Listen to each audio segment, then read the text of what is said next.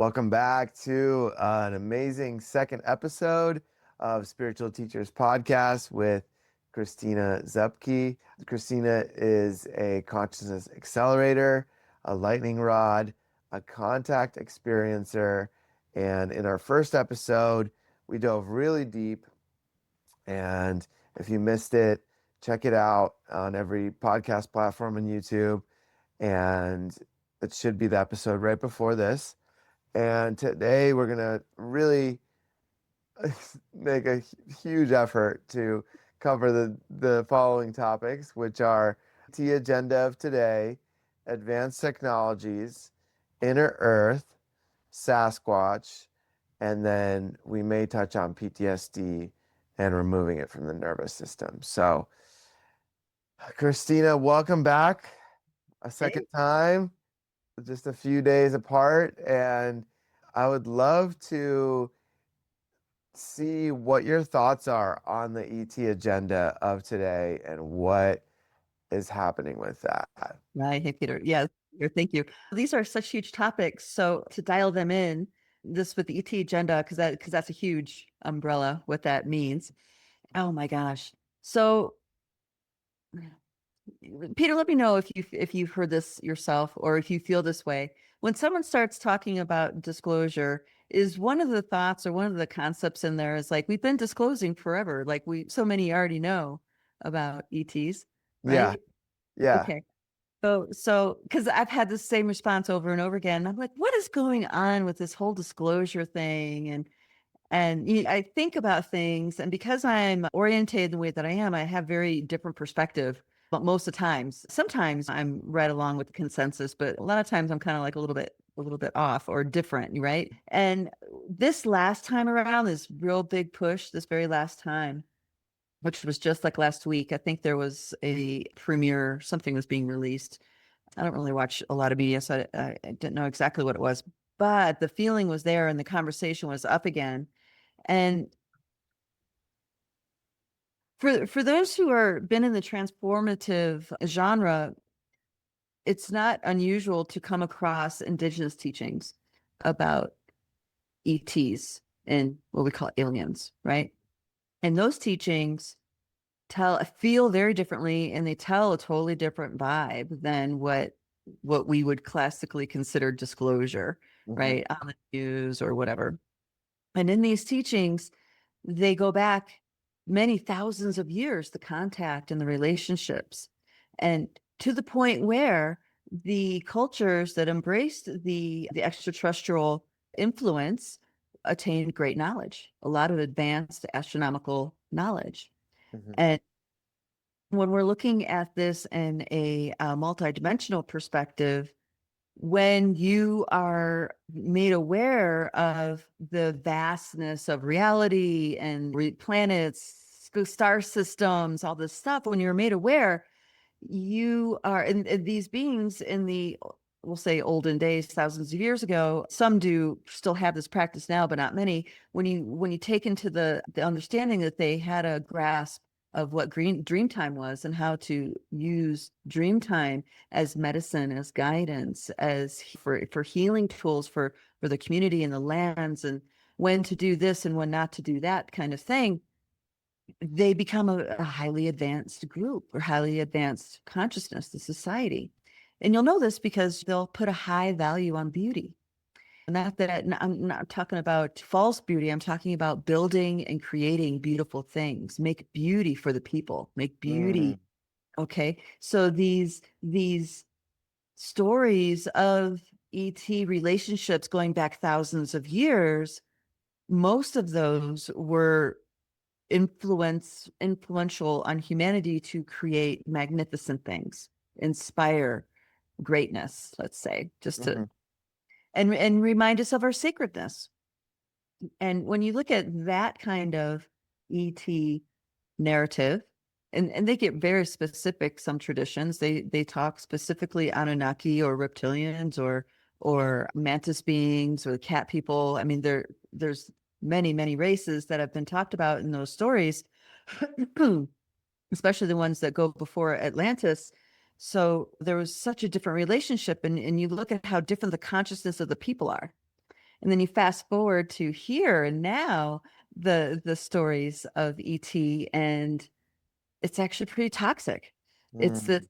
some of it. Like there's this idea of, and I have from my own personal experiences, like really scary abduction stories, very manipulative kind of understandings about how some beings view humans as less than or whatever. And then we're like subjugated to these stories, especially the really popular one, which is what most narratives talk about, is the corruption of the Anunnaki in manipulating the bloodlines here on this planet to create a slave race. You're Right. familiar? Yes. Okay. So now this would have happened if you follow.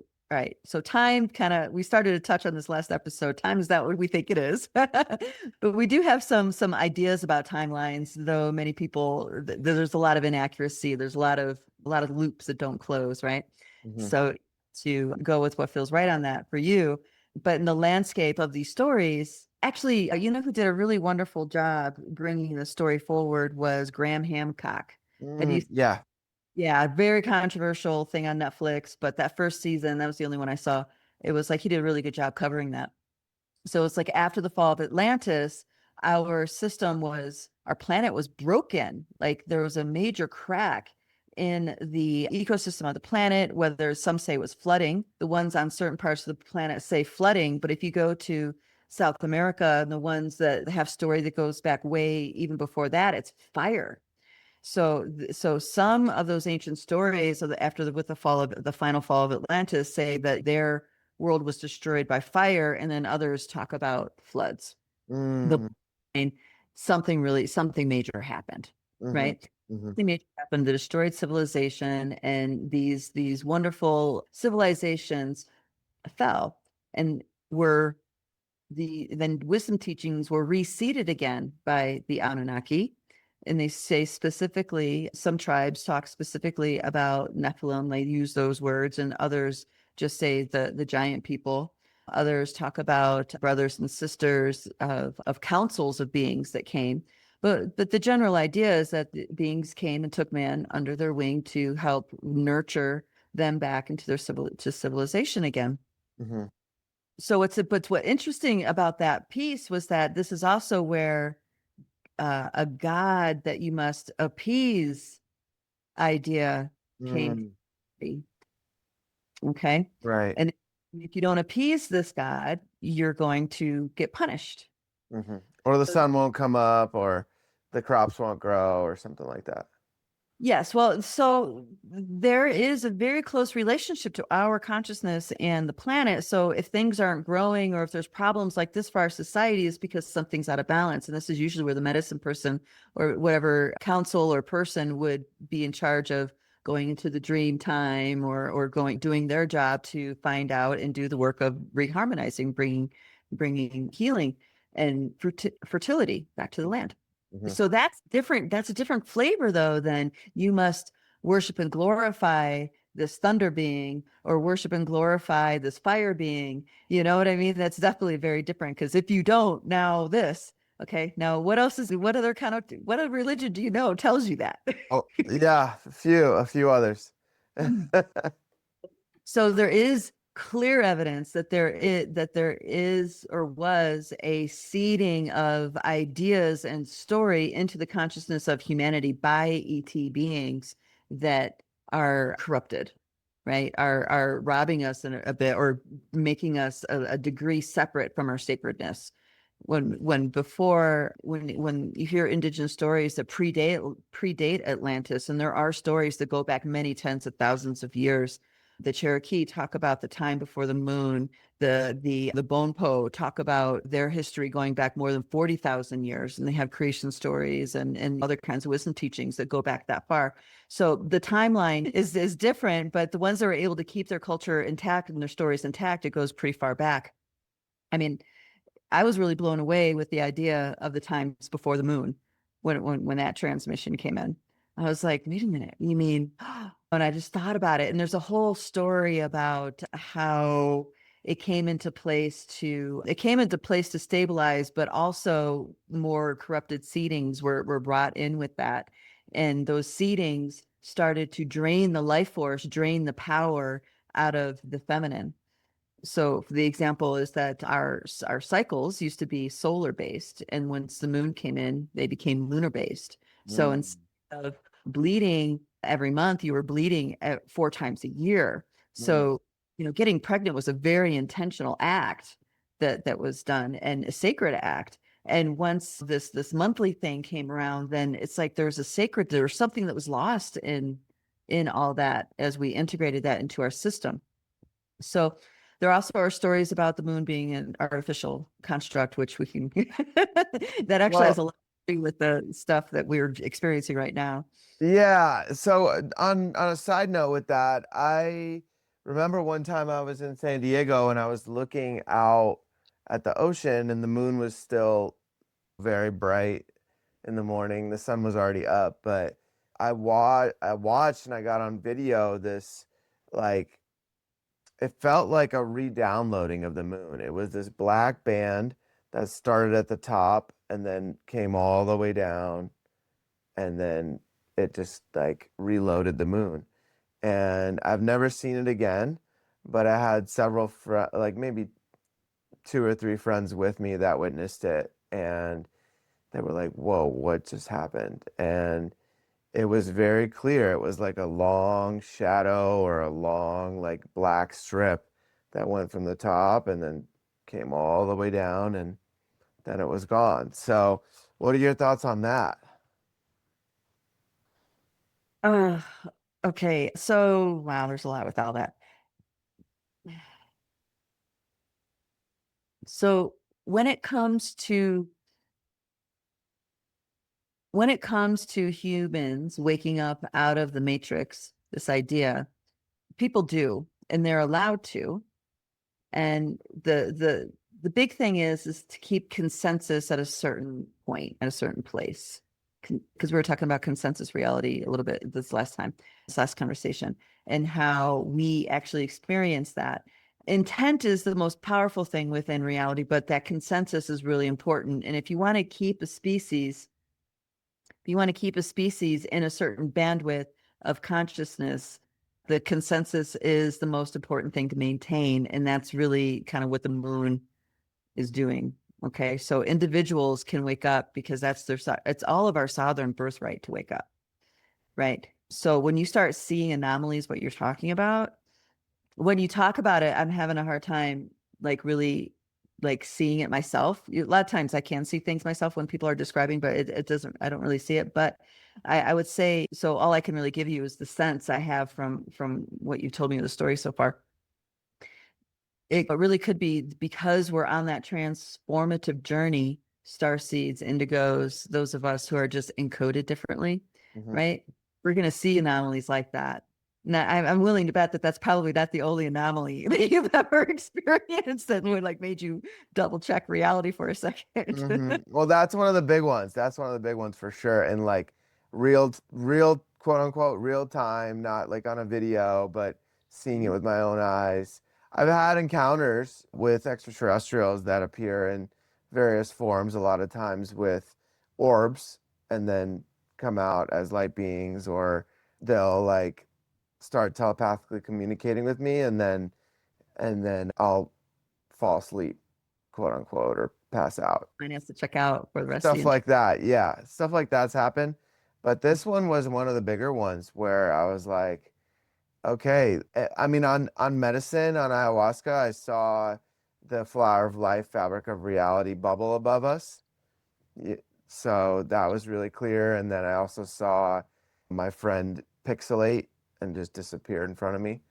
So Yes, now that's where stuff gets really interesting. Does he remember dematerializing? no, Sorry. he doesn't. He doesn't. But I do have another friend who said that when he was on medicine, his other friend, they were down in Colombia, he would disappear and he would pixelate, and he said that he would feel himself like leaving. Mhm. And so that's a really, you know, also a very similar experience to what I saw. And he kind of confirmed that because nobody else has shared that with me personally before. Okay. Okay. Yeah, I have experience of dematerializing too with certain things. So all right, so dimensionally. So reality is not what we think it is. I'm back Mm. to that. Right. In all the stories that we are told by a governing force or powers that be have you, they all have an agenda. There's always a reason why that story is being propagated and why some stories are made really big and loud and other stories are kind of put under the rug and there's nothing to see here, folks. Right. Because if we get a story and people may think that, oh, it's just a story, whatever, like, how's that important? How is important is, I mean, just think about your journey through your day today. How many story narratives did you tell yourself that framed up your particular attitude and thoughts about what was happening in front of you right Right. then? And you made decisions from that, Yeah, right? like gravity is real is a big one, right? Yeah, like what goes up must come down. Yes, yes. There's this, it's real and it's not, right? So Right. it's where's the reality where it's both? Okay, multidimensional reality is where it's both. It's like when you're locked in a certain way, it is an undeniable truth that you can't get out of. It's locked. But as soon as these other pieces are opened up, now it's not such a thing anymore. Yeah, I mean, you see people in vacuums, there's no gravity, and they show us videos of people in rockets that don't have any gravity or very low gravity. Oh, like centrifugal force. Yes, Right. yes, that kind of stuff. Absolutely. But so knowing that a story is so impactful for us, the disclosure movement, this is really important because a lot of us receive it as, oh, the government's finally going to admit there's ETs and contact has been happening and they've been reverse engineering this technology. I mean, you know what I mean? We have all these things like, oh yeah, the government's finally going to own that. Well, honestly, it has owned it for about 20 years. Every so often through the news cycle, they put some information out. Richard Hoagland, that scientist that I mentioned a long time ago, he was talked about it. And what this is showing to me that this disclosure movement, there's a much bigger piece that's trying to get hit on that I don't think people are understanding. And that is that even though the government has talked about it, Navy pilots have talked about it, all these different people of integral source, right? have talked about it, and people, and if you still talk about it in the room, you still have to be careful what you say because you still might be considered a crazy person because you saw a UFO or you had a contact experience or whatever. I mean, I see this all the time, especially with Sasquatch. But I have to say, there are a lot of people who've had Sasquatch experiences. They just keep it, Thousands. yes, lot. I mean, Like almost, I think hundreds of thousands. yeah, if you go worldwide, yeah, hundreds Yeah. of, it's standard knowledge in some places, some countries. It's like not, not a fairy tale. So, but getting back to, it's like there's a collective energy, collective 4D field that we're all a part of. And this disclosure, many of the stories, whether it's true or not, it's kind of a crapshoot, right? Depending on the agenda and who's saying it and all this stuff. But I feel like really what it's trying to do, it's really another level agenda to get people, the collective, as a critical mass kind of way, to actually have an interest, to actually have a care. Like, oh, there's fairies in your backyard. Do you care about that? Right? People are very into that program of the rat race, what we call that whole thing, and they can care less if their kids are talking about a fairy light just happened, or this just happened, or the dog just that, or I don't know if you remember that movie E.T. with Yeah. oh yeah, I mean, it's just like that really just shows like this rigidness that a lot of humans have, and you bring something that just shakes it up a little bit and it's total chaos. Hmm. And the people who get woken up out of the program, they have no place to go. They have no place to rest. They have no place where they're accepted. There's a gentleman that I met in Virginia, Bloodslow, Bloodslow. Oh shoot, his name's Chris Bloodslow. He lives in the South, has this amazing experience. And he was, once it became popular, or he wrote a book, once it became well known, he was harassed. His kids were harassed. I mean, all sorts of terrible things were done to his family. So this whole disclosure idea, I think we need to get off this idea that the government has any kind of authority in this realm. It's really about your neighbors. our family, you know what I mean? Wake people up to realize that what is reality is so beyond anything that people dare to dream of. Mm-hmm. I mean, I see UFOs all the time. Mm-hmm. I mean, I'm Colorado in the mountains. Yeah, there's a lot of, we're known for this kind of activity, but it's like I see it all the time. I've had communications, and it's not like it doesn't blow me away in the sense of like, oh my God, da, da, da, da. It's like, oh yeah, this is a really cool conversation. Like I just got to download, and I was able to figure out what they were saying, and we're like, wow, humans, all humans have that ability. Can you imagine what we would do? Yeah. We're all talking about the Palladian transmissions last night, or in dream time, these beings came in and dispensed some really valuable wisdom teachings about life. Yeah. So this is really a big deal that people have to get a different perspective to bust out of this glass ceiling that we're in as a Right. collective. We're, I think you and I, people like us, we've been considered outliers for a very long time. But now it's like, listen, we are the future. Mm-hmm. What we're, the journey that we're on towards, we are the future. We are where consciousness and multidimensional awareness is going. This is, we're about to, on a critical mass level, have a mass awakening of a multidimensional human. And that's a game changer. And the Sasquatch talk about this, the Fae talk about this. I have some star council beings that come in and talk about this. They're like, you need to do as much as possible to wake humanity up, where when the veil opens, because they're all alluding to something's going to happen, that we're just going to have this mass realization to save as many people as possible. And Mm-hmm. when I don't mean save as in be a savior, but it's like wake them up enough so when that cracking happens, they're not catatonic and having a psychotic break. They are able to, I mean, they'll be flipped out, but at least they'll have something, some way to cope. Yeah, and it's interesting that you mentioned that because it seems like very closely related the nervous system and the way that it's able to regulate and the capacity and the ability to hold this information, right? And it's like I believe as humanity, it's important to really expand and grow that capability of what the nervous system, how much we can handle and hold as individuals and then as a collective. And then from that, I've heard something like one awakened being can help like 3 million people or something like this. Oh, okay. I haven't heard exact ratios, but I believe it. Yeah. Yeah. Yeah, so it's if it makes sense if we keep expanding the capacity of how much we can hold energetically, and then as our nervous system is able to be regulated and hold more and more, like hold space.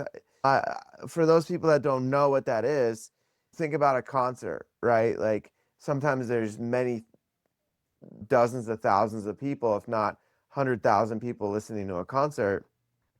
That person who's performing is holding the space for everybody to have a similar experience. But this is even on a higher scale where they're energetically holding all those people. Yeah. I have a great down to earth example. I don't know how many people are on stage performing for thousands of people. There's not Really? many. There's not many. Yeah. Right. But for my, I would say my down home example of that would be just when you're with a friend. So if you're sharing, like we share our mystical experiences and our dream time a lot within the academy, and the kind of space that's held is essential to getting through to tracking energy. So the example I have is a dear Starshine. Laurel does a lot of work with Faye and Sasquatch. We do this camp out in British Columbia a couple times a year, once a year. Well, actually, this time will be twice a year. Anyway, and they were giving her visions. They're coming into her tent. These beings were coming to her tent, and a lot of things were going on.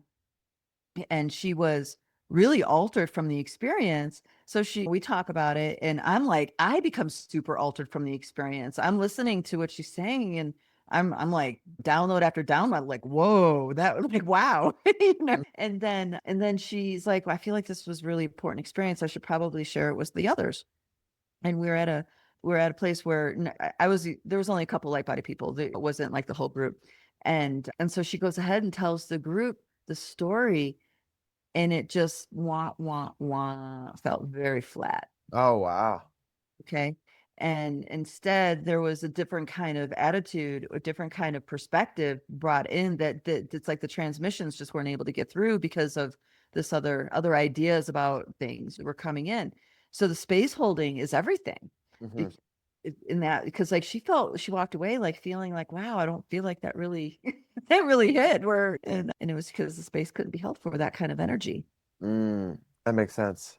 Yeah. So the Sasquatch here, so extraterrestrial. Let's make everything that is extra human, right? Or Right. extra beyond the human biosuit form, and Yeah. that is nature spirits. That there's a whole gamut of the unseen.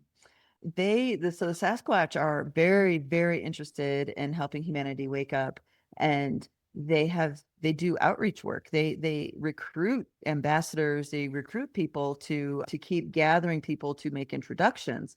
For me, they recruited me to use what I do to wake people up to unwind blind spots. They're like, there's ambassadors that are friends with everybody and they're really great and they're just bringing people along and everybody gets by the campfire and you know what I mean? It's like a kumbaya, let's hang out and camp out kind of thing.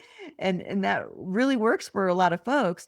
And the ones that have the capacity to go much deeper into that relationship, then they start getting steered towards other people, and the ones that are ready for that transformation, for that blind spot work, they get sent to me. So I'd say about half of light body was sent to me by Sasquatch tribes, Oh, you know? wow. Yeah. And a lot of them, so people have their own story of, oh yeah, I was doing this and Sasquatch said, go there. And there you were, Christina. And that's how we met, you Oh, know? wow. So what we're talking about is is an onset of a global shamanic paradigm that people are getting prepared for. Okay, a global shamanic paradigm. Imagine what that could be like. Like, wow, you mean you don't have to qualify your testimony of what you've seen for 5 minutes, so you're not considered a crazy person? You know what I mean? Mhm. You could just say it, and people Y- would be like, "Oh yeah," right? Connected with and related with our divinity, our sacredness is where all the misseedings begins, according to the Sasquatch, but also the immortal masters that I've worked with. It's like it all has to do with that. Anything that disconnects us from our sacredness and our interconnectedness, that's the first crime right there. Everything after that, we're off kilter because we're meant to be held and cared for. I mean, we're that the idea of the Garden of Eden, that was originally the kind of environment we were being born into. mhm. And this whole thing with this overlay, it is more shocking than you realize to what when you get it, when you wake up out of it, the blind spots when you wake up out of it. And so the Sasquatch been working with us, and we do these campouts that we there's transformative experiences that happen, and then we integrate. It takes a whole year to integrate all that, if that more. And we are signing up for it. We're saying yes to it, right? And it's still huge integration. Mhm. This last time we just went in the spring, one of the Sasquatch elders showed up in like mind speak psychically like this. Right. And he did say that he's like, all right, a lot of the group's gonna have a difficult time integrating what the work that we do this week. And Mhm. we did some big work that week. Holy moly. It's amazing just speaking truth, how powerful that is Mhm. but also to do it yourself, like your authentic truth. It's wow, wow, wow. Anyway, so fast forward a few months, and every single person has their own personal turmoil that they have to get through. I mean, I had mine, and there's some people still going through theirs. It's a really big stuff, but we signed up for it, Right. and we're more flexible than a lot of most humans internally. We don't have the fear program in the same way, all these different things, and we still have more to go. I mentioned our dear sister Laurel. I mean, she's been doing transformative work for 20 years. Mhm. Another gal, 50 years. So it's like, this is how far away humanity is from the true sacredness that we Mhm. have to be very gently coaxed back home in order to handle the real truth of what reality is about.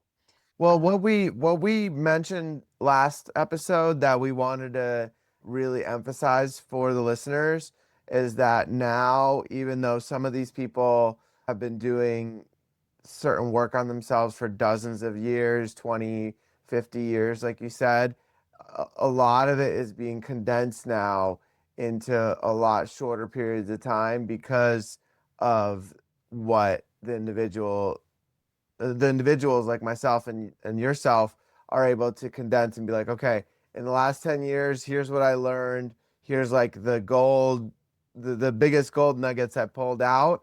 And Mhm. then from those gold nuggets, it can grow and expand. Yes, yes. And the Palladians talk about that's how much that's how much has been cleaned up out of that collective field, is that time has literally accelerated. So what took 20 years can now take 20 days. Right. Right. Yeah. And that's a good thing. And it also tells me that why I was guided in the way that I was guided to do things, because I really struggled with reconciling about extracting the highest truths from a lot of the teachings, because I was learning them in their original form, in tribal circle form, and we didn't do things on the internet. It was, we traveled, we flew across. And gosh, I remember, gosh, I took 4 planes, 2 bus rides, and a 100-mile canoe ride to get to an elder. Wow. It was 24 hours straight of travel, or no, it was more than that. Anyway, so I mean, back then it was such more effort. It took so much. You really had to want it.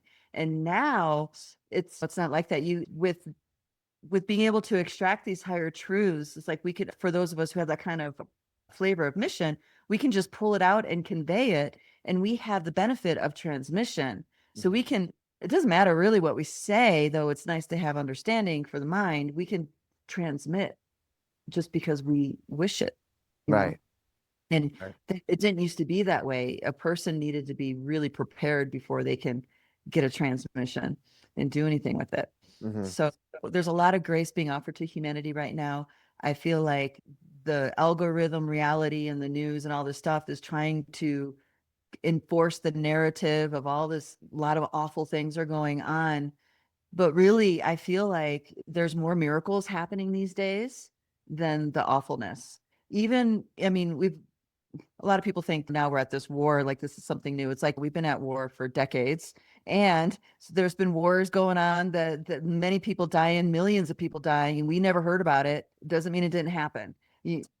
So we need to understand that the story time that we have going on is so expertly selected and fed to us to have a very specific attitude and opinion about something. Right. And as Especially we, in America.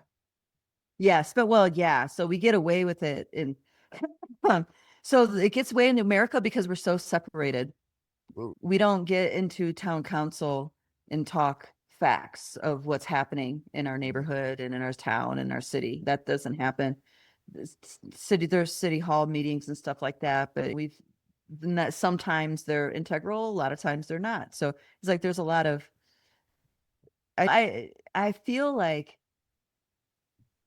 with this Dreamtime aspect opening up to this, I feel like that is like a tidal wave that is washing through the unseen realms. So the old ways of shenanigans just doesn't have the power that it used to have. It's like before there was all these receptor sites in these unseen realms for this manipulation, and now there's, I mean, there, I'm sure some, but not what it used to be.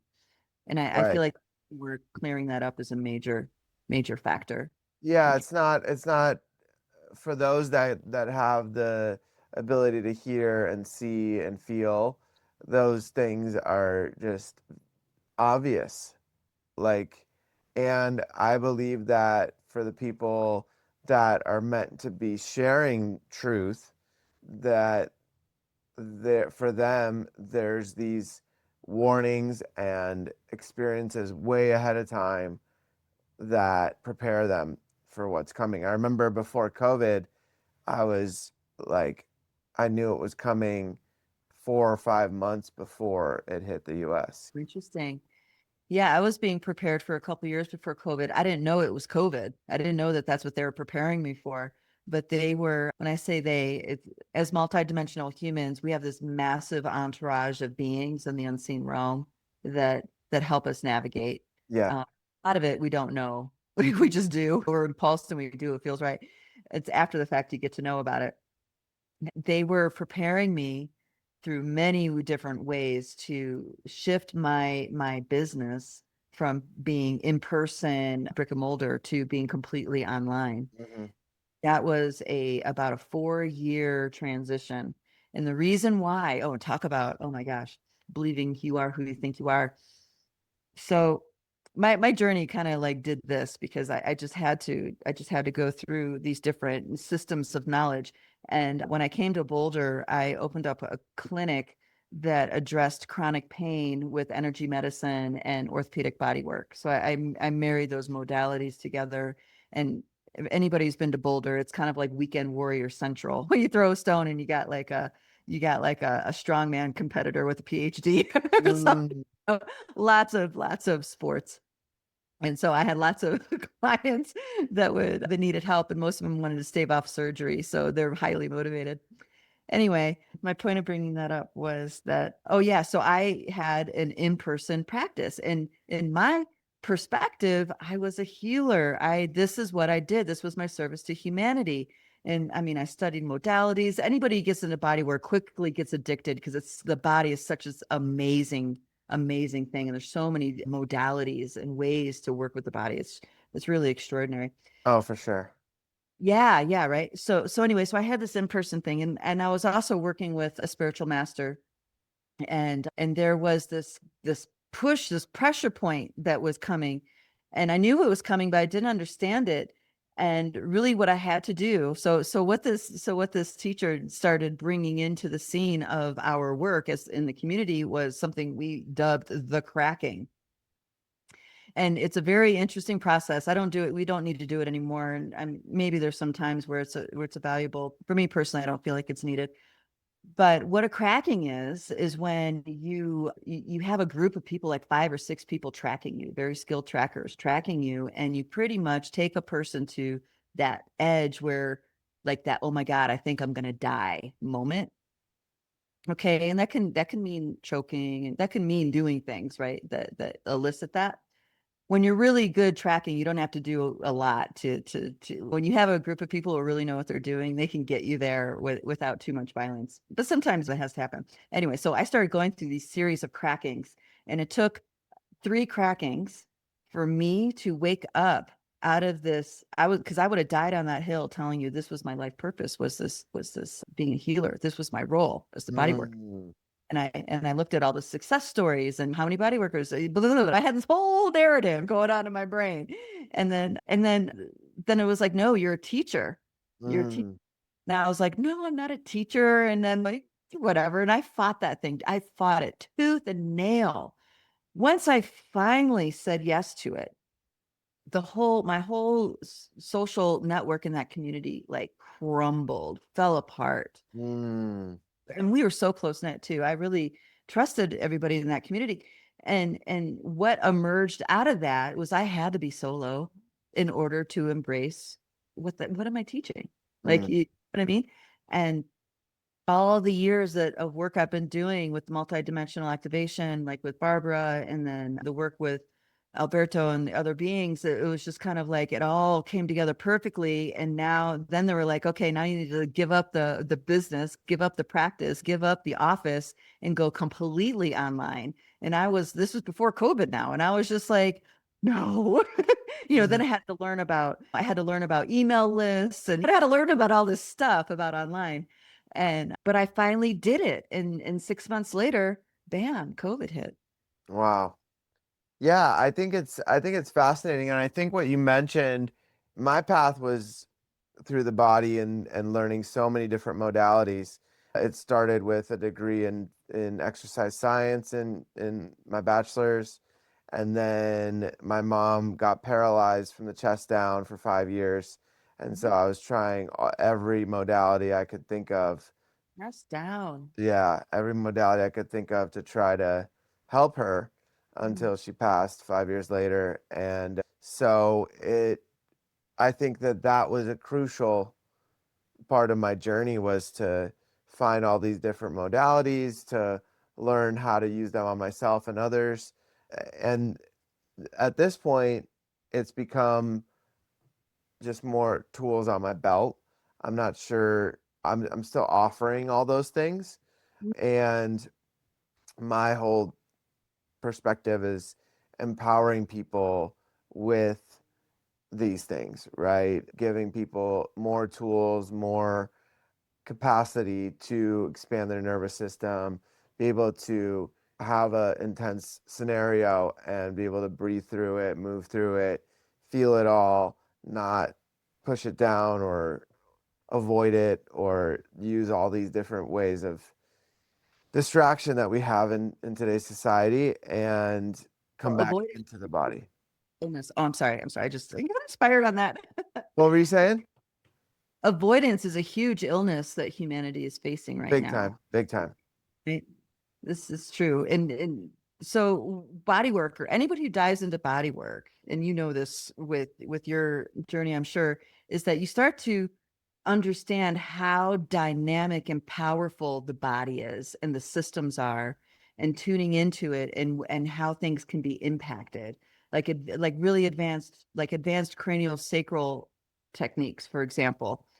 Powerful, but you're just standing there you're just sitting there holding space. Hmm. And then there's all kinds of other modalities that just really are mind-blowing, just how different how much change you can create in the body in just like a single session. Hmm. Really amazing. And all right, so this other piece that you mentioned, so this is actually still in with disclosure and nervous system and opening up beyond the reality we think it is, right? Right, right. It's still all in there. So how do I say this? So a healing journey, a health crisis, is a major vehicle that many people who are encoded have to go through. Yes, And I would dovetail very close to that, death and dying. yes. We end up having to be friends with death and dying. Hmm. Not like death and loss, but it's a familiar initiation. Hmm. It's something that it's a threshold that we meet many times in our lives, Yes. and we don't avoid it, which is huge.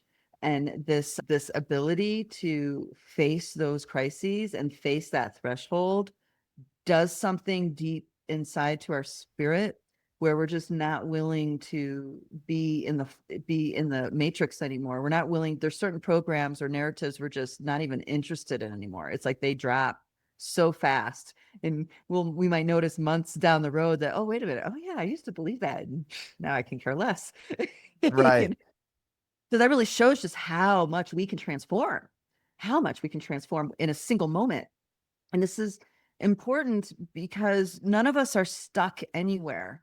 We are in an attitude and in a conditioned state that we don't know how to decode. You know what I mean? And the universe is always showing up for us, but if we're not showing up where the universe is doing that, then we're going to experience staying stuck, feeling stuck, because we're just not willing to touch that place that's being met, that force. It's really an interesting, and I experienced this in the crackings. It's this feeling of being come knowing completely out of control. I Yeah. mean, not having any control at all. Like maybe it's a fit of rage, maybe it's a fit of this or that or whatever, but something about being in that pure, no control, wild state actually wakes us up. Yeah. Yeah. Well, this ties into like doing hard things so that we don't have to experience them in this reality.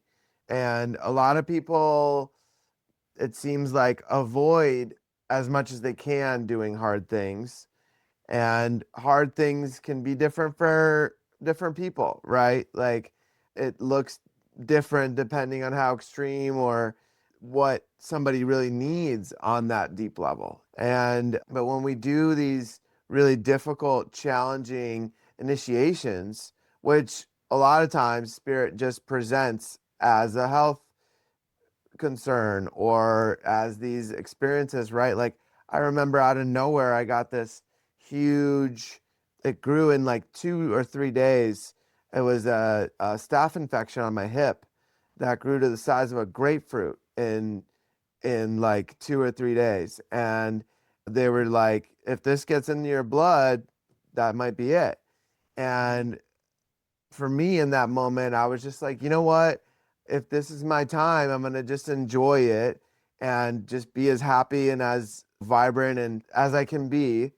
And I remember my partner, my ex-girlfriend at the time, she she came around and she got really triggered. She was like, "How can you be so happy? Like, are you pretending?" And I'm like, "Have you seen this thing? Like, how can I pretend this?" And she got really triggered. But for me, it's like I make the most out of every situation as much as I can. Hmm. And that's what helped me get through it because that next day or that night they called in a doctor who had the medicine that I needed, but nobody could figure it out before that. Oh, wow. Yeah. Yeah. Sounds like even like a brown recluse bite. Those.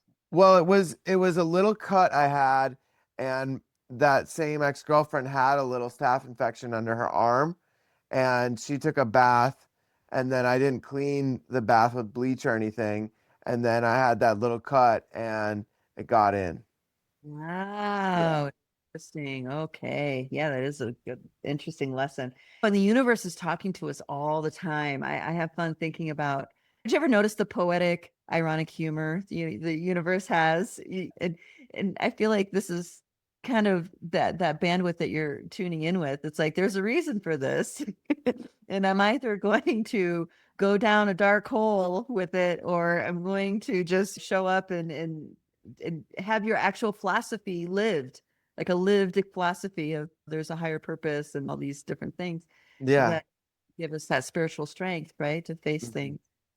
Yeah, and like hard things, I wanted to clarify that just real quick. Like hard things for me look like working with a frog poison that is going to help cleanse my body, that's going to help take the toxins out, that's going to have a purge pretty much guaranteed. Going into the medicine space with fully unknown of what that looks like, but knowing that there's something that I'll receive from that, or going into the sweat lodge where it's high temperatures and deep prayer, and then coming out with different at times ego deaths, right? And being able to face that heat, that intense heat, and being like, okay, I persevered this. So, life just doesn't seem as challenging when it hits with these really tough moments, which happen all the time. But when those tough moments hits, it's easier to be like, okay, what's the lesson here? Okay, how can I move through this? How can I receive the lesson so it doesn't come around again in a different cycle, and then continue to move on? Yes, yes, I hear that. So you're training yourself for perseverance, spiritual strength, inner knowing, like really trusting it when it counts, those sorts of things, Yeah. which so essential, right? I think the journey of challenge is different in a male biosuit than it is in a female biosuit, Hmm. simply because, well, we give birth, Yeah. we feel not in control, have a baby or two. Right. Right. Well, and then raise them, and that too changes you. Yeah, actually, I have to say, parenthood definitely changes chemically, biochemically, but also a lot of narratives that people have about themselves fall away very fast when you're in that journey. For sure. Yeah, but also women endure physical pain on a regular basis. So Right. it's like that tunes us differently to things. It's like because something hurts or is very uncomfortable emotionally, these kinds of things, it doesn't bother us as much because for us it's just Tuesday, right? But Right. but for a person that doesn't have that kind of fluctuation going on, we look like we're crazy. And frankly, sometimes we are, if I definitely go a bit off the deep end sometimes on things. And I would question myself a lot on that because I grew up well, I grew up, so I was a military brat. My dad was in the Marine Corps. I don't know if we mentioned about this. I don't think we did. I spent the first younger years of my childhood in the Marine Corps, going from different, every 2 to 3 years, we would move. Anyway, there's this kind of like overarching attitude that, you know, being emotional, being this way or whatever, it was bad. It's like, no, you can't do that. But Mm, but what I realized growing up, especially in the getting into body work, is that, oh, all those guys have PTSD. That's what's going on. That's why it's bad, because it takes them right back to the last time they felt out of control, right? right. And so it's like it's frequency match is too similar, and therefore they can't do that. And so for when I say me going crazy, I actually appreciate the fact that I can be that way and be fine. And the elemental realm has taught me that a lot of times when I go into states, not that, I mean, I don't know, I guess it's subjective if a person is crazy or not. I was about to say I'm not crazy, but who knows? Maybe, maybe I just don't know it. Anyway, I jest. But a lot of times when I go into these really strong states where I'm not, I feel really, really altered, and I don't process things the way the normal centered person version of me does. They explained it to me. I'm actually giving energies from either ancestors or on a soul's journey. I'm giving energies expression. They need the expression, and then it just flows right through me, and I'm done. Mm, So chronic wounding, something that happens over and over again, the ancestry, those sorts of things. Dream time, we're processing a lot of things within dream time. There's a huge precipice that needed to be processed and forgiven with the bird tribes and their decisions and what they've done with the consciousness of humanity. Speaking of going back to alien agenda, and what we don't realize, we are multidimensional. There are aspects of us in our soul's journey that have had dramas on that level. We played that out ourselves. So in the here and now, we still have that connection. And when things need to be purged and cleared and purified for whatever reason, we don't know logically that's what's happening, but emotionally we feel it, and we just, if we can, just go through it. yeah. So ancient cultures knew all about this. This is why static dance was a major facet to the community. People getting together and working out, dancing out the angst, dancing out the argument. If there was a huge fight between families, they would dance that out and get to what the real problem is. I could see that being really powerful. Ecstatic dance has been a major medicine in my life for sure. Oh yeah, drum beats specifically, powerful. Mm, That have been passed on through lineages like the Sangoma. They have very specific rhythms that they use to invoke certain energies. And yeah, in that kind of space, it's really potent. where is this in Goma? No, Sangoma is a lineage of medicine people in Africa. Oh, That's okay. all over Africa. Yeah. Okay. Okay. There's no specific region. Well, there's the different tribes. There's oh, I'm gonna mutilate it if I say it. Wait a minute, hold on. If they have clicks in their language. Wait a minute. The Glosa tribe. Uh-huh. There's that. Actually, there's some really important ambassadors that have come out of that lineage to reach out to the West. There's, gosh, let me think further north. There's other, now I can't think of the names. That's the only one. That's the one that's really standing out in my brain right now, that particular tribe. Mm, Very controversial sometimes. Oh, well, the Zuni. So there's the Zuni that also yeah. have their stories. And I'm trying to think of what tribe Mandisa was from. I don't know. I don't know if I actually know what tribe he's from. So there's a very famous water shaman named Mandiza that does tours every so often for healing the waters. When he travels, he goes from region to region, getting the people together to bring healing to whatever bodies of water that are being called. That Mm, I mean, he's really well known. He's been doing it for decades.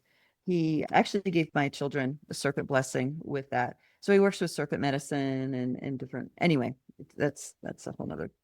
yeah, But really, that's beautiful. Yeah. So I think I want to just kind of bring it back a little bit to the ET agenda. I wanted to One thing that I think that is happening is a lot of times when there's these big announcements and these, especially when the major news networks, it feels like it's a distraction from something they're doing behind the scenes or something they don't want other people to focus on, right? And it seems like that may be happening right now. Would you agree with that? absolutely. Heck Okay. yeah. It's like, yeah, people are starting to wake up something. Oh, look, UFOs. Right. Right. Yes, this is what I mean about agenda. Everything is released to you for a reason. The timing, everything is all planned, has a very specific mechanism, right? So this distraction thing is a piece. Another big disclosure piece that is a major distraction, and I know it really angers people when I say this, is the Epstein stuff. Oh yeah. Yeah, that awful stuff is true, but that actually is not the really big deal. The big deal is that we have a global system dumbing down and controlling our sciences on this planet, assassinating people's characters when they don't go along with the program, right? That are masters in their craft, in their scientific field. And he is collecting astrophysicists and quantum scientists. It's like, you know what I mean? It's like, has anybody asked why is he doing that? What's the benefit of collecting all those people? Like talking to them, interviewing them. It's like, this is a really big deal. We're talking about a leap of consciousness of humanity. I feel like personally that the systems that be are grasping for straws because what used to work doesn't. And there's a lot of things spinning out of control. So of course people are going to harp over the most terrible aspects of that network. But that's not even the big question. The big question is, what is he doing with these quantum scientists? What is he Well, doing? yeah, I mean, and why, I mean, what's happening? Why do you think those 12 scientists have been unalived that had to do with the ET agenda? Do you think it's so that if they bring something online that's really looks real but isn't, that those people would be able to identify that in a snap of a finger and like that was my theory on it. Well, well, you saw the ship to the moon. Do you think that you wouldn't recognize something if it Right. was? I know. I mean, I get that, but that's a lot of people feel with AI and with Project Bluebeam and things like that, like there's all these ways to manipulate and convince the majority of society that something may be real, but it's not. Right. So we need to, or so there's layers, right? There's Right. layers. I think the V2K technology is heavily, they thought that they could heavily lean on that with part of the blue beam agenda. But believe it or not, the V2K, it's powerful, but it's not something that can be on full time.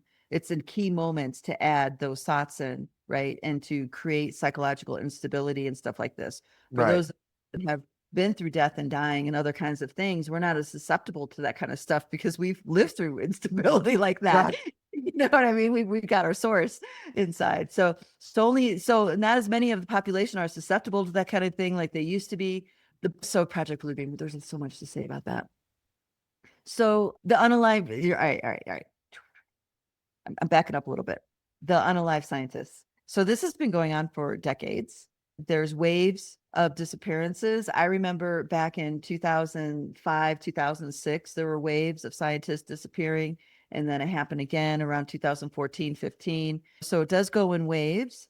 And I noticed the pattern that it has to do with cutting edge technologies. So the biggest one that is the most dangerous to our system is quantum AI. The reason why is because there are no secrets, there are no passwords, there is no encryption when you get to working on the quantum levels. And on the quantum levels, everybody has an equal say. Everybody. Right. And that's the last thing they want. They don't want us to have an No. equal be awake to even what we need to have to say about, you Right. know. Right. So, and then the other piece that I saw over and over again was 0 point technology. And this is free energy devices where they produce more energy than they use. I know 3 different people that have 0 point energy devices. One of them kept it completely secret because he was absolutely paranoid and didn't want anybody to know. He told me because he trusted me. But then there was another gal whose husband moved to the Boulder area because he invented a 0 point energy device that used incineration, kind of like, I don't remember that Back to the Future movie at the end. The doc comes back and he like opens up the flux capacitor and puts in all this trash, right? Yeah. Yeah. Yeah. It was that kind of technology this Oh guy. wow. Well, their lives were destroyed. They were here for maybe a year. They were given billions of dollars to sell the patent, and the idea was they're going to scale it. And those people, whoever those people they went to deal with, completely destroyed that family's life. Like, and there's one other family that happened with. So I watched that go on, and I'm like, this is an interesting thing to go after these people, because they think that they're doing a service for humanity. They think that they're being called into town because now we're going to make a difference in the world, and then it all comes crashing down. Wow.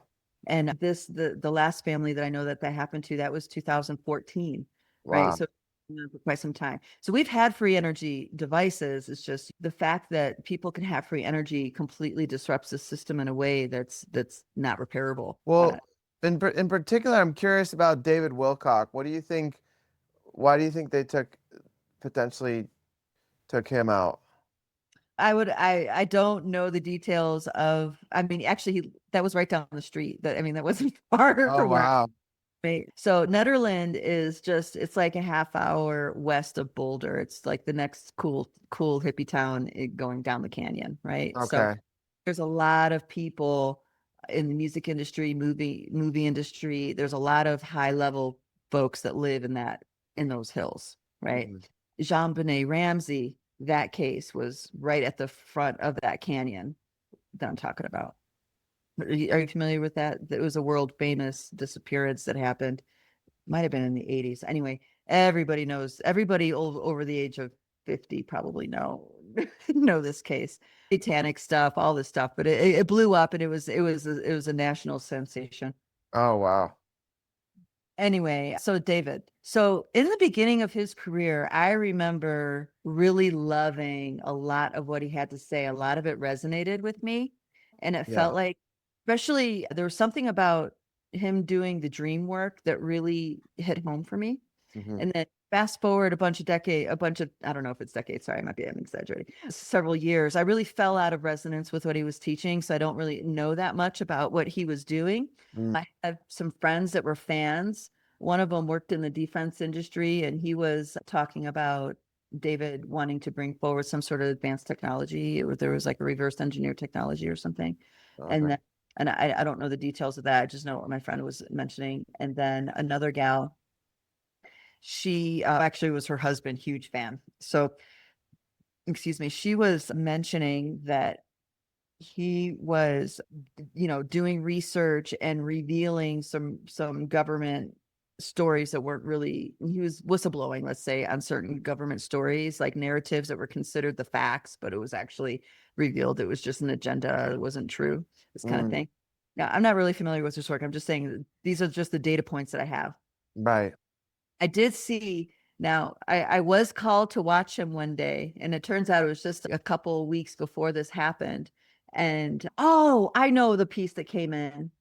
His wife, now ex-wife. Oh, I don't even know if I should say this on a podcast. There was this idea that he became extremely unstable after that relationship. Mm. Okay. And when I heard the testimony of him calling the cops, and the cops showing up, and him being in the yard with a gun and this kind of stuff, I started to get the sense that he had a really down moment. You know how we have really down there when you have a hard time, it's like Mhm. there's down and then there's like down, Mhm. right? When we're really in those dark places in our own personal journey, we're susceptible to things. A shaman will tell you there are dark forces nearby waiting for you to give up, so Mm. they take over your energy or influence you in some way. I mean, there's in the unseen realms, it's very, very dangerous for a human to go like way down. We do Mhm. it. Anyway, when I heard it, my instincts instantly went to there's foul play going on. Mm. And that, yes, people do get emotionally down. They do become psychologically unstable for lots of reasons, but it doesn't mean that they're going to shoot themselves in the head. Right. Now, the fact that he called the cops, my sense is, and this is just my sense, guys, everybody listening to this podcast, I know no facts for sure. I don't have the body cam. I don't have none of the real Right. evidence. It's just what Right. my sense is as a intuitive being, that he felt it coming. He felt it coming on. He was trying to stop it, and he didn't know what to do. And that's why he called the cops. The Boulder police department is as notorious as being corrupt as the LA Police Department. If you Oh guys wow. any investigation on the stories that out of the what was that one book that, gosh, a friend of mine was reading it and she was totally flipped out. Chaos, that the book Chaos, which is Mm, all it's historical recount of just all the shenanigans the LAPD did to cover up these crimes. A lot of them are these satanic ritual crimes and stuff. right. The Boulder is very close to that. So I don't trust any official narrative coming out of the Boulder Police Department. That's why I mentioned Jean-Benet Ramsey, because that was the first time I was like, something's not right. Mm, yeah. Well, David had Cosmic Disclosure as a show on Gaia, and they exposed and shared a lot about these military industrial complexes and about these other things. But I think that this was something else. I have my own theories on it, but yeah, it's just really that one hit different because I, you know, felt like I had been watching him. I hadn't in a few years, but for Cosmic Disclosure, I watched many seasons. Okay. Yeah. I don't seen any episode. Oh, wait a minute. I have someone sent me one with Clifford Mahuti because he was talking about the ant people. And at the time I was I remember that episode. Yeah. yeah, I was talking a lot about the ant people. So yeah, actually it's funny because well, I knew Clifford and that was an interesting interview that he did with him. He was so in general, and this is probably public suicide to say this, I don't trust anything on Gaia TV Mm, because I feel like it's all agenda driven. mm, Yes, it's in there, but it's also spun with something that makes it just a little bit sideways. okay. So that's been my experience. And I've met a couple of different hosts of the shows, and my sense is that they didn't have their multidimensional awarenesses weren't present when I Uh, sat and talked with them. They were open-minded people, open-hearted in some circumstances, yet very in the narrow groove of the program and interesting. and not multidimensionally aware. You can feel it when you're with multidimensional people, even if you're not saying anything. There's this openness and freedom and this deep acceptance that happens. It's like Hmm. the best way I can describe it when you're with someone else who's also open on those multidimensional levels. There's just like you can almost not even have to talk sometimes because it just this vibe happens. And it didn't happen with any of the folks that I've met that are associated with that particular Okay. company. Yeah, yeah. It was strange when David wrote that letter after he quit. That was kind of my first time hearing anything about that, and that was just That he was talking about. I remember them playing the footage playing of David Wilcock, and he was talking like he was backing up that the reptilian alien agenda. I was like, what the heck happened? Is this a clone? Like, what am I watching? yeah.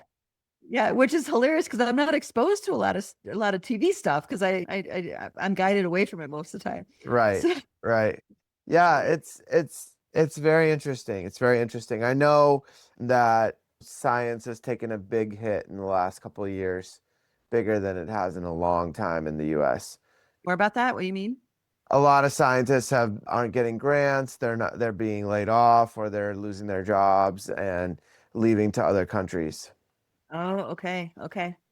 So I always wondered about Bruce Lipton. I was wondering how that guy still has his job because that's amazing work that he's done with epigenetics, like really amazing work. And I remember him saying offhandedly, and I can't remember in the context that it was, but he was saying that he wasn't allowed to teach any of his discoveries in the college that he's the professor at. He has tenure. Mm, He's not allowed to introduce any of those. And it didn't make sense. I'm like, what? I mean, it's supposed to be Ivy League. Like this is the best of the best. And yeah. you get robbed on the epigenetic story. Like, wait a minute. Yeah, that's strange. I think all that is like as the next generations are coming in, it seems like more and more of that is available to people, whether that's online courses or YouTube videos or whatever. It's like it's way more accessible than it's ever been from my perspective. Oh yeah. And I would say forget sustainability. That was 20 years ago. We're not talking about sustainability anymore. We're talking about Oh yeah. regenerative medicine, regenerative education. I mean, things that actually regenerate life. Right. And that's where it's at. And there's so much to that whole Pandora's box that you open with that. Right. Back to the healing journey. I mean, a lot of people made this prolific because they've cured, myself included, incurable diseases. And Yes. like medical science says you can't do that. It's like, well, watch me. I just did. You know? Right. In, let's see, what it was, the early 90s, I worked with a macrobiotic chef, and one of the gals that cooked with us, she had an amazing story. She was 22 years old at the time when I met her. I think she was in her mid 30s. So, she was significantly older than I was. But she told me that when she was 22 years old, that her doctor told her she had a very advanced growing cancer and she had to have a complete hysterectomy at 22. And Wow. she was like, I want to have kids. Like, I want a life, like life passions. Ugh. And she's a very strong, stubborn woman. I got to tell you. I mean, this is one of those people you just, just don't want to mess with if you don't have the facts straight. That's the kind of character she had. And anyway, so he's like, yes, and we need to get you into surgery immediately. It's like, don't wait, get it in, da da da da da. And he laid out the whole thing. It's urgent. And she's like, no, I need to wait. I need to think about this. And pretty much he painted the picture, put so much pressure on her that it was a death sentence if she waited. Right. Wow. But her gut said, I want to wait. I need to think about this. I need to process what you're saying. And so in between appointments, she discovered macrobiotics and she discovered a whole nother method of living and being harmony with your environment and all this stuff, this whole other way of life. And she said, this is what I want. I want to keep my uterus. This is what I want. And she just like full on went for it and cured herself in 3 months, Amazing. right? In 3 months, cures herself, goes to the doctor, says, doctor, I'm cured. And you know what he said to her? This is her story telling me. He's like, oh, you must not have had cancer at all. Yeah. No, wait a minute. It was so urgent. You had Right. to take a woman's life away by a complete hysterectomy. So stories like that are there's so many of them. Oh yeah. Out. So it's really revealing the matrix of that kind of control. Anybody that exists in a communist country usually that communism gets anchored in through medical tyranny. It's like you are in or you are out, and it's established by the medical establishment. They have a test, they have a scan, they have a this, you know what I mean? To weed people out. Versus a medicine woman that I worked with, Latimira, she would come into town I think she came in 2 or 3 times from just north of Georgia, Mount Altai, right? This is a keeper of that mountain. Powerful woman. Oh my gosh. But I didn't know this in previous life. She was an Olympic athlete for the Russian team. She Mhm. was anyway, she had health crisis and she goes in and they're like, well, you have this, and you're going to have surgery and this and this. And in her story, she says that she really lucked out that she wasn't on that high of a floor because she was able to sneak out the window. And everybody, all the Americans in the audience are like, well, not audience, it was a group, right? Maybe like 15 people. Like, why would you sneak out of the window? Why not just put your clothes on and walk out?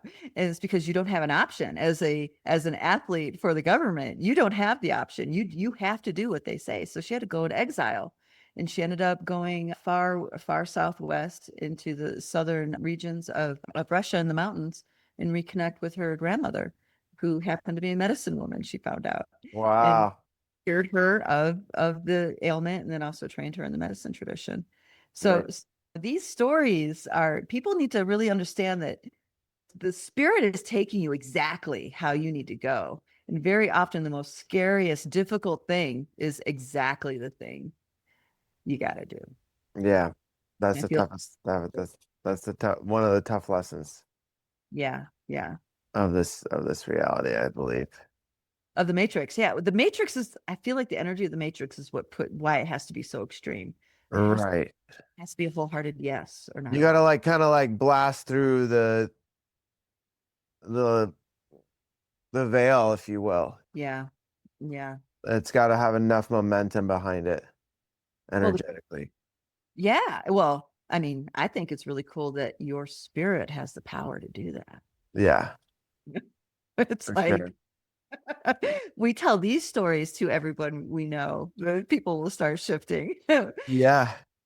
Yeah, yeah, for sure. So, uh, I love talking about Sasquatch. I have an episode on the podcast where it's my only episode I've released so far of just me talking about my Sasquatch experience. And on that, in that episode, I talk about how it's short, it's like 15, 20 minutes long, but I talk about how I realized that the Sasquatch was a shapeshifter and they could turn into any animal that they'd like. And a lot of times people see them as a deer. I also saw and had mind speech or mind talk or telepathy with a Sasquatch that had shapeshifted into a little chipmunk. Wow. So, yeah, what's your thoughts and experience with that? Well, yeah, that tracks with my experiences. They very often appear as giant ravens, like very extraordinarily giant ravens. The mind speak is really interesting. I took a group of people up to meet Sasquatch. There are people that do this, that take people to meet, but the frequencies have to be right. And I was told to take these people when I was with another Sasquatch tribe in British Columbia. They're like, you need to go here. We will meet you. We'll meet you in northern Montana. And I'm like, okay. So I get the folks, we go, and they did exactly that. They appeared as deer. You know, what was really cool is that the deer, so usually when you're hiking through the forest, deer will look up and either stay looking at you or they'll start walking away. Sometimes they'll bolt, but usually it's just like, okay, I'm gonna go over here while these guys. But these deer looked up and were chewing, and then they started walking towards us, not breaking eye contact. They're just walking towards us. And I was like, oh, that's real unusual. Mhm, And then some people turned the corner on the trail, and then instantly the deers they bolted, right? mhm. And we get up, and then we're in Glacier National Forest. And then we keep going, and we a beautiful hike. Oh my gosh, amazing forest. The mountains are amazing. And we get to our destination, which was this alpine lake. And they did mind speak. And we all heard the exact same thing. And then they continued to talk some extra sentences to me afterwards. And what they told me scared the shit out of me. I was like, what?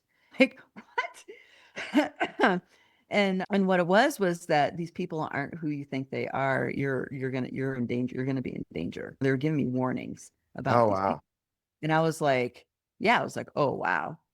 But the whole rest of I didn't say anything to the group, to the folks about it or anything like that. Instead, this bird came and started having super close interactions with us at this lake. And I mean, to the point where just coming so close and having eye contact and wasn't flinching when we moved, like all this like really interesting out of character behavior for a bird. And then lo and behold, that event that they told me was going to happen happened. And I was like, well, thanks for the warning. And it kind of taught me a lesson that, we rely. So as people, ambassadors for Sasquatch, a lot of times we think that because Sasquatch show up, that means it's all good. These folks are great. It's all good vibes or whatever. And that's not always the case. And that's what I had to learn there, is that I knew something was off with one of the folks, but I just thought they were strange. I can accept strange people. It's like, Right, right. but it turned out that it was really something else that was not good. So they showed up for me. They didn't actually, it wasn't really for them. They showed up for me. And Wow. I felt like that was such an act of love. Really, they didn't have to show up at all, right? They could have just let everything be a hike, and that's it. Yeah. Well, as you were talking, it made me think about how if you drive up through Northern California and through those forests and Oregon, I haven't gone up to Washington, but when I drive through those areas, the energy is so present. Mhm. Every little town has a Sasquatch gift store. Everybody has their stories with them, and it's just fascinating. because sometimes if you're driving down those forest roads, there's no other cars, and I would feel sometimes them watching. Yeah. See, a multidimensional human can feel those things. Hmm. It's like you don't need to go into scientific validation. You know, there's something, there's a presence. You Hmm. just, and they keep their eye on people. Sometimes they keep an eye on their own people. Like if you're a descendant of a Sasquatch or something, they'll keep an eye on the next generation of kin, this kind of thing. The Sasquatch have so many. All right, so let's talk about government intrusion, right? So the government is actually tried to capture Sasquatch. There's times in those hotspots that you're talking about where all the people who are in connection with Sasquatch will get this warning like, don't come, don't come, don't come, and don't call us to come because there's shenanigans going on. And there's getting to know a Sasquatch or a tribe of Sasquatch is a fast track to waking up out of the control system, the mind control system. They instantly bring you to your heart, what it means to be in your heart. They take you through massive healing journeys, forgiveness, and just such beautiful grace. And they hold this space for you of unconditional love when you can let yourself have it. And it's Hmm. so for a human to have that. Yeah, and they are ambassadors a lot of times. They reconnect Fey lineage with human Fey lineage with their Fey lineage. They do these sorts of things. And it's all about remembering, like really wake up out of this delusion because reality's not what we think it is. Hmm. It blew my mind that they echoed that because that was what the immortal masters would tell me over and over and over again. And then the Sasquatch tellers started telling me that. And I'm just like, oh boy, this again. It's a never ending journey, evidently. So, Yeah, well, absolutely, absolutely. I'm like continue to be really curious about what's gonna continue to unfold and open with that relationship.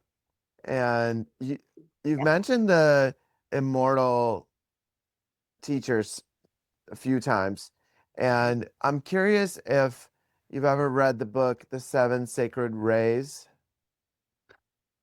No. Are you talking about this, like the Lords of Rays of Light? Is that what Yeah, you're? there's like the seven ascended masters, and each one is connected to a different ray of light. Right. No, I've never read the book, but I've been exposed to those teachings Okay. where. Yeah, I'm really fascinated with that. And it was one of those books that just hit really deep Mhm. and different.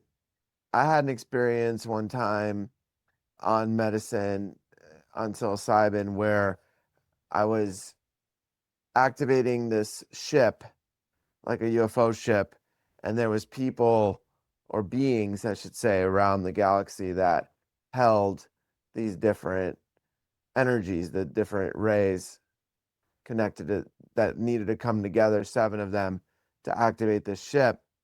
And I was able to call in like two or three of them, and the other ones weren't ready yet for whatever reason at that moment. So it after I read that book, it was I'm curious whether the immortal masters and the ascended masters, if there's any overlap there. No. So, all right, Ascended Masters. So they're, I don't even know where to begin. Hold on a second. If I don't want to ramble, I want to be very succinct with this. So, seven is the number of Saturn. Saturn is the backbone of the control matrix. So, for multidimensionals that have been exploring the solar ring for a while, there's some common language being used. And one of them is Saturn is also Kronos, which is also Kronos and also god of the underworld, the devil, like Mm, the kind of thing. Now, I'm not a proponent of this idea of heaven and hell. I'm totally not into that at all. But Saturn, each being in our solar ring have a role unfolding our consciousness. And Saturn's role is to hold structure and form. And Saturn and Jupiter have been co opted for this other agenda. So you mentioned the moon, right? This moon being placed, and with it a seeding that influence consciousness. Well, Jupiter, the spiritual center of expansion, and Saturn, structure that holds form, both of them have a very long-standing narrative story through many cultures of being co-opted, being hijacked. And this is one of the reasons why Saturn has rings. They found out that Jupiter has rings too. They're just not the same, and they're not as strong. There was a guy back in the day, his name was Michael Dasarian. I don't know if he's still around, but he clearly got like super into the signs and how it's everywhere, these of Saturn. And there is another gentleman that coined them the Dark Lords of Saturn. And these Dark Lords are in charge of certain control systems like government, food, education, the medical system. Okay. And there's 7 altogether.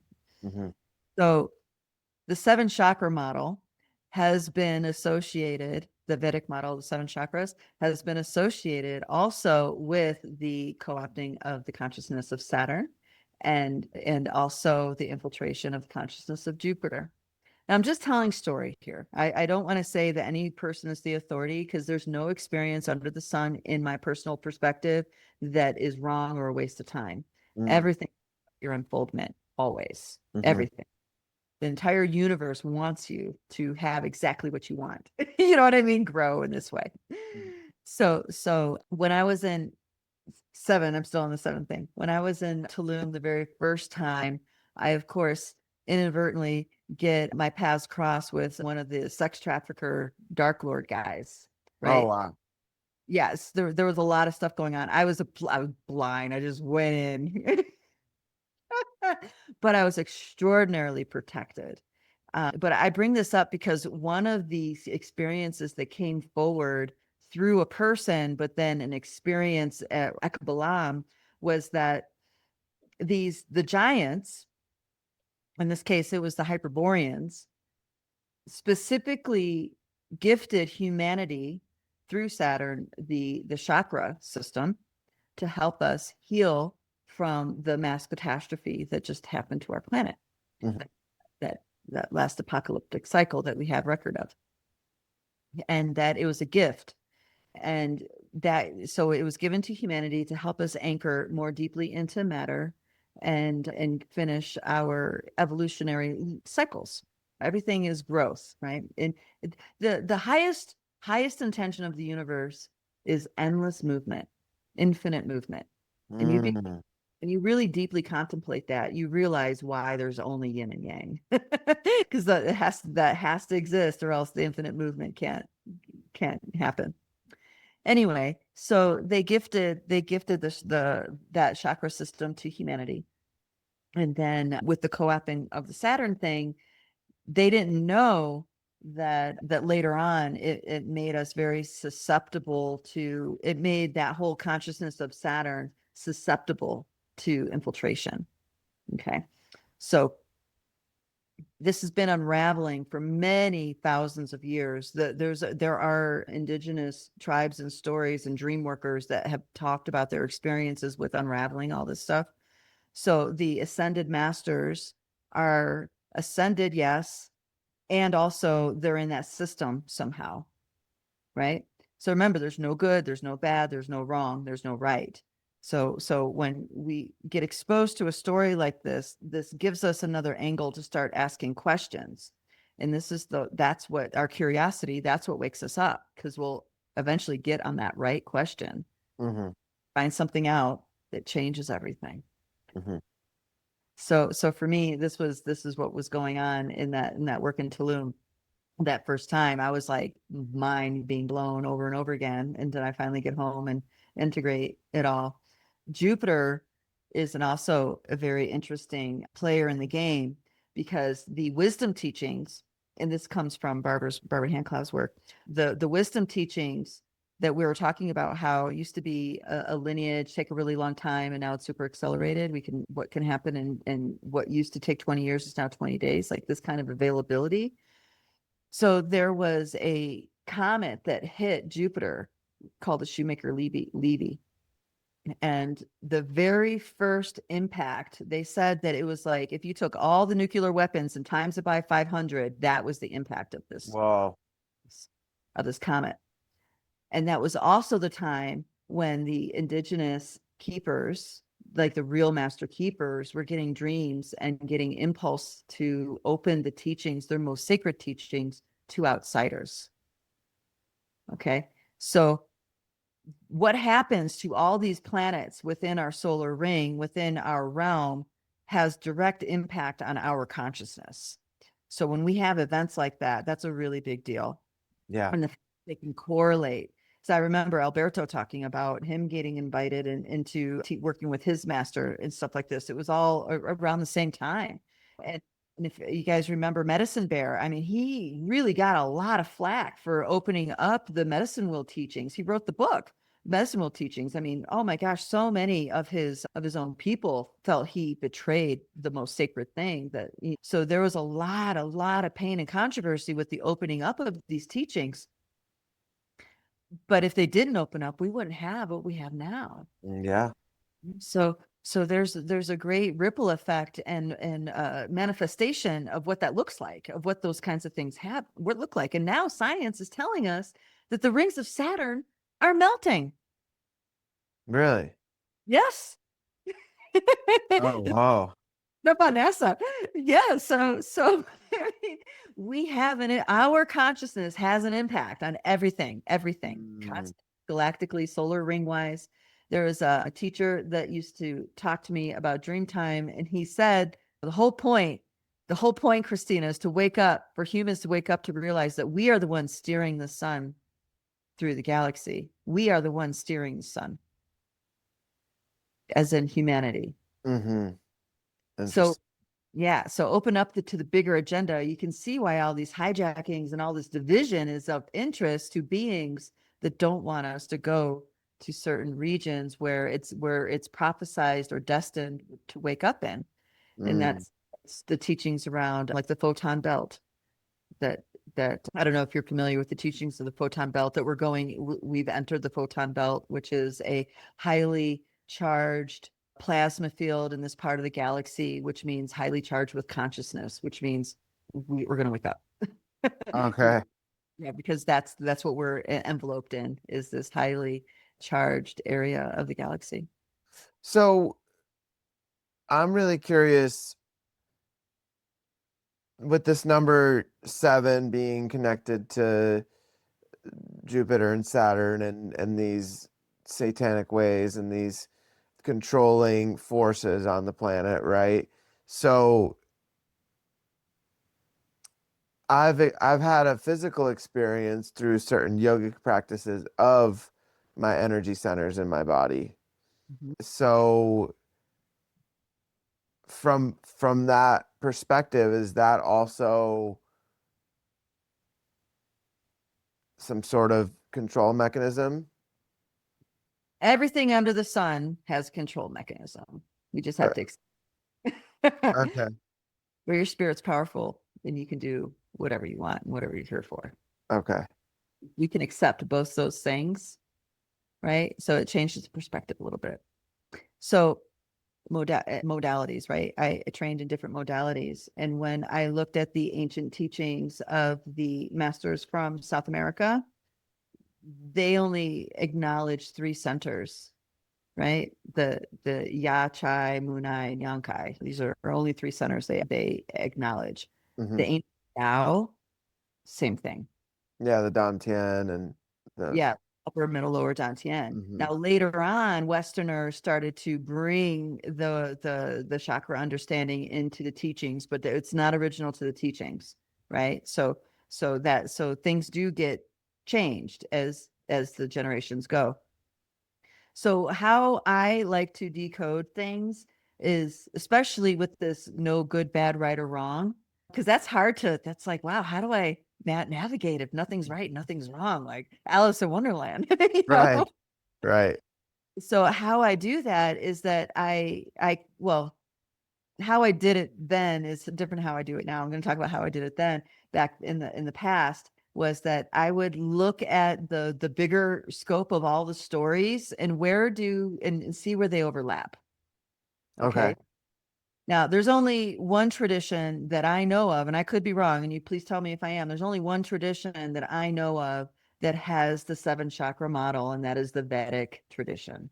Mm-hmm. And the tradition goes deep into ET entanglement and battles and all sorts of things. The I mean, if you're Bhagavad Gita. Yep. yes, right, the Bhagavad Gita, read any of those stories. They have excellent children's books that tell all those stories. I highly recommend them because they really make it digestible.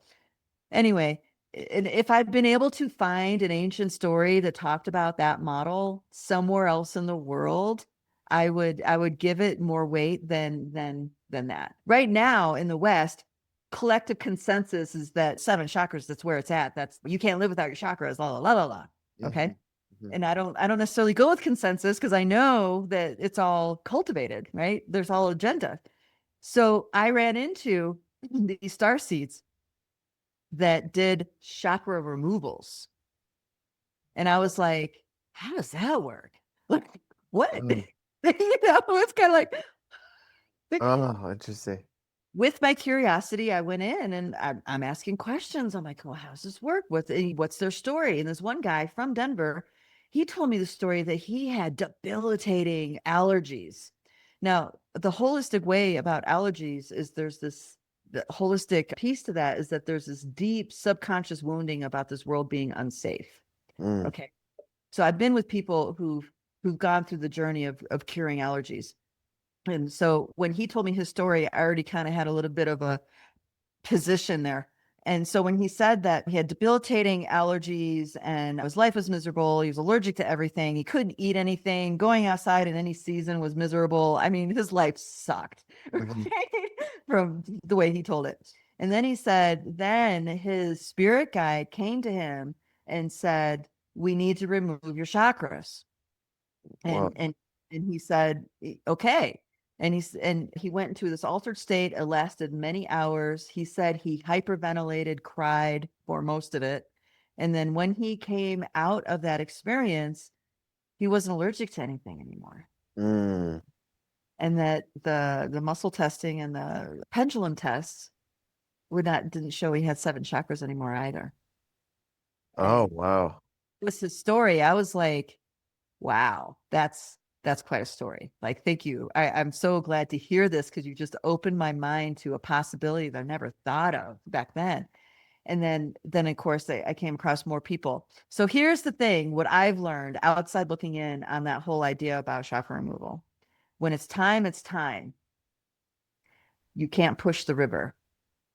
So actually offering chakra removal as a modality, I don't think really quite fits, because if it's not time, you can remove them and they're going to come back again. Mm.